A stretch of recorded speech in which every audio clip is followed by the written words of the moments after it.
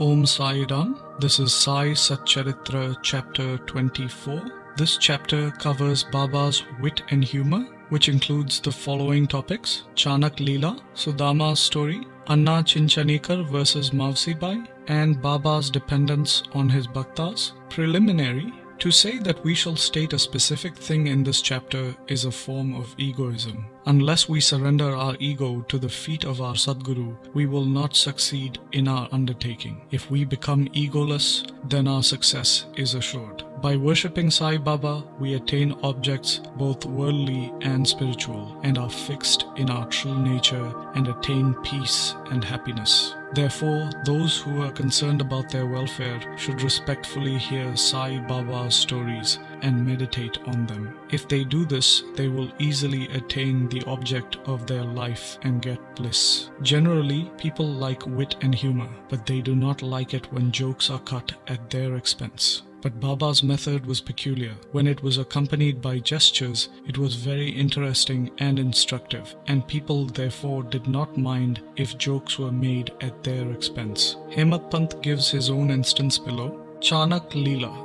In Shirdi, the bazaar was held every Sunday, and people from neighbouring villages came there, erected stalls on the street, and sold their wares. Every noon the masjid was crowded, but on Sunday it was crowded to suffocation. On one such Sunday, Hemadpant sat in front of Baba, shampooing his legs and chanting God's name. Shama was on Baba's left, Vaman Rao to his right, and Shriman Bhuti, Kaka Sahib Dikshit and others were also present there.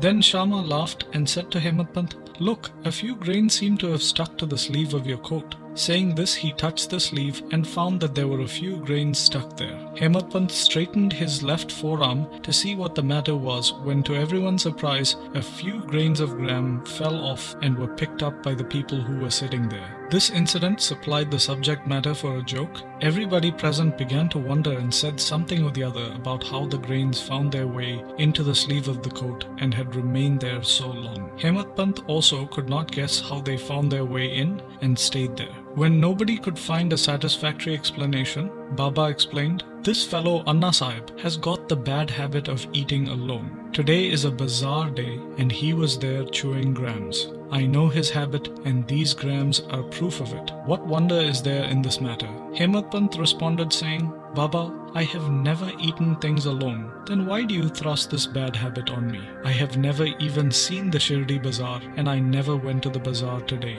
Then how could I buy grams and how could I eat them if I had not bought them? I never eat anything unless I share it with others present near me. It is true that you give to the persons present, but if none be nearby, what could you or I do? But do you remember me before eating? Am I not always with you? Then do you offer me anything before you eat?" replied Baba. The moral of the story: let us note carefully what Baba has taught us by this incident. He has advised us that before the senses, mind and intellect enjoy their objects, he should first be remembered. And if this is done, it is in a way an offering to him. The senses can never remain without their objects, but if those objects are first offered to the Guru, our attachment to them will naturally vanish. In this way, all the vrittis or thoughts regarding desire, anger and avarice should first be offered and directed to the Guru, and if this practice is followed, the Lord will help you in eradicating all the vrittis. When you think of Baba before the enjoyment of such an object, the question of whether the object is fit to be enjoyed will at once arise.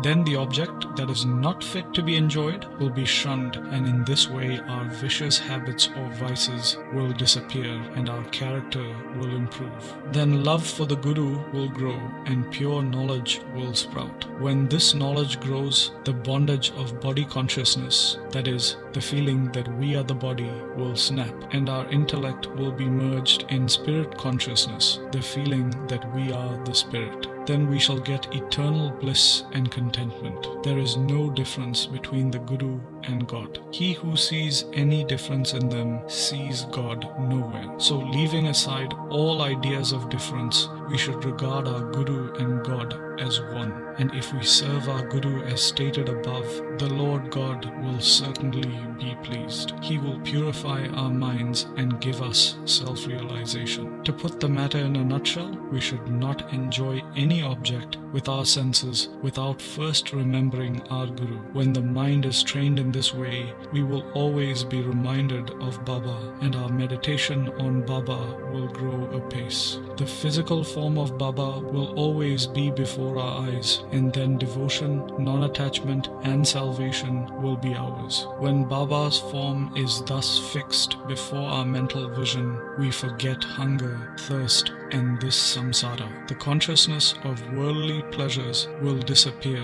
and our mind will attain peace and happiness. Sudama's story. When the above story was being narrated, Hemadpant was reminded of a similar story about Sudama. This story illustrates the same principle and therefore it is given here. Sri Krishna and his elder brother Balarama were living with a classmate named Sudama at the ashram of their guru Sandipani. Once Krishna and Balarama were sent to the forest to bring firewood. Sandipani's wife sent Sudama with them with some quantity of grams for the three to eat. When Krishna met Sudama in the forest, he said to him, "I want water, I'm thirsty." Sudama replied, "No water should be drunk on an empty stomach, so it's better to rest a while." He did not tell Krishna that he had grams with him and never offered him some. As Krishna was tired, he lay down to rest with his head on Sudama's lap and soon appeared to be snoring. Seeing this, Sudama took the grams out and began to eat. Then Krishna suddenly asked him, "What are you eating? Whence is the sound?" Sudama replied, "What is there to eat? I am shivering because of the cold and my teeth are chattering. I can't even clearly chant the Vishnu Sahasranama." Hearing this, the omniscient Krishna said, "I just had a dream in which I saw a man eating things of another, and when asked about this, the man said, 'What earth is there to eat?' The other man said, 'Let it be so.' Dada, this is only a dream. I know that you won't eat anything without me. Under the influence of the dream, I asked you what you were eating." If Sudama had known about the omniscient Sri Krishna and his Leelas, he would not have acted as he did. Therefore, he had to suffer for what he did. Though he was a friend of Sri Krishna, he had to pass his later life in utter poverty. But when he later offered Krishna a handful of parched rice, earned by his wife with her own labor, Krishna was pleased and gave him a golden city to enjoy. This story should be remembered by those who have the habit of eating things alone without sharing them with others. The Shruti also emphasizes this lesson and asks us to offer things first to God and then enjoy them afterwards. Baba has also taught us the same lesson in his inimitable and humorous ways. Anna Chinchanikar versus Mavsibai. Hemadpant now describes another witty incident in which Baba played the part of a peacemaker. There was a devotee named Damodar Ghanshyam Babare, alias Anna Chinchanikar. He was simple, rough and straightforward. He cared for nobody, always spoke plainly and carried all dealings in cash. Though he looked harsh and uncompromising on the outside, he was good-natured and guileless. Thus, Sai Baba loved him. One day at noon, like others serving Baba in their own way, Anna was standing and shampooing Baba's left arm, which rested on the railing. On the right side, an old widow named Venubai Kojalgi, whom Baba called Mother and everyone else called Mavsibai, was serving Baba in her own way. Mavsibai was an elderly woman with a pure heart. She wrapped her hands around Baba's trunk and was at this time kneading Baba's abdomen. She did this so forcibly that Baba's back and abdomen became flat and Baba rocked from side to side. Anna on the other side was steady, but Mavsibai's face moved up and down with her strokes. Once it so happened that her face came very close to Anna's. Being of a witty disposition, she remarked, "Oh my, Anna is a lewd fellow. He wants to kiss me. Despite being so old and grey, he feels no shame in kissing me." These words enraged Anna and he pulled up his sleeves and said, "You say that I'm an old bad fellow? Am I a fool? It is you who has picked a quarrel with me." Everyone present there was enjoying this encounter between them. Baba, who loved both of them equally and wanted to pacify them, managed the affair very skillfully. He lovingly said, "Oh Anna, why are you unnecessarily raising this hue and cry? I do not understand the harm or impropriety in kissing the mother." Hearing Baba's kind words, both of them were satisfied and everyone laughed merrily. Baba's dependence on his bhaktas. Baba allowed his devotees to serve him in their own way and did not like anyone else interfering in this. To quote an instance, Mavsibai was, on another occasion, kneading Baba's abdomen. Seeing the amount of force she was using, all the other devotees felt rather anxious. They said, "Oh mother, please be more gentle, otherwise you will break Baba's arteries and nerves." As soon as Baba heard this, he got up from his seat and dashed his satka on the ground. He got enraged and his eyes became red like live coal. No one dared to stand before or face Baba. Then he took hold of one end of the satka with both hands and pressed it into his abdomen. He pressed the other end against a post and began to push hard into it. The satka, which was about 2 or 3 feet in length, seemed to go into the abdomen, and people feared that the abdomen would rupture at any moment. The post was fixed and immovable, and Baba began to get closer and closer to it, and he clasped the post firmly. The rupture was expected at any moment, and they were all dismayed and did not know what to do.